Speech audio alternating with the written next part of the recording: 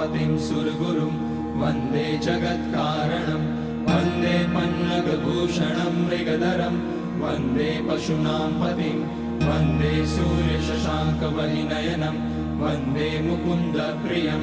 वन्दे भक्तजनाश्रयं च वरदं वन्दे शिवं शङ्करम् ॐ मृत्युञ्जयाय रुद्राय नीलकण्ठाय शम्भवे अमृतेशाय शर्वाय महादेवाय ते नमः।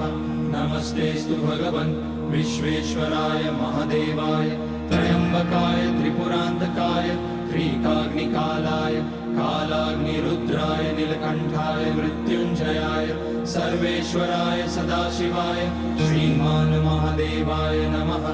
ॐ नमः शम्भवाय च मयोभवाय च नमः शङ्कराय च मयस्कराय च नमः शिवाय च शिवतराय च ॐ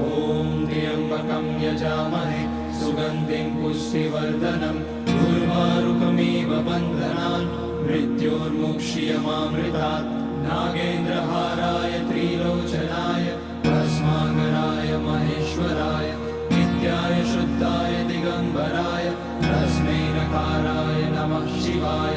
मन्दाकिनी सलिलचन्दनचर्चिताय नन्दीश्वर प्रमथनाथ महेश्वराय मन्दारपुष्य बहुपुष्य सुपूजिताय तस्मै मकाराय नमः शिवाय शिवाय गौरीवदनाब्जवृन्द सूर्याय रक्षाध्वरनाशकाय श्रीनीलकण्ठाय वृषध्वजाय तस्मै शिकाराय नमः शिवाय वसिष्ठकुम्भोद्भगौतमार्य मुनीन्द्रदेवार्चितशेखराय चन्द्रार्कवैश्वानरलोचनाय तस्मै वकाराय नमः शिवाय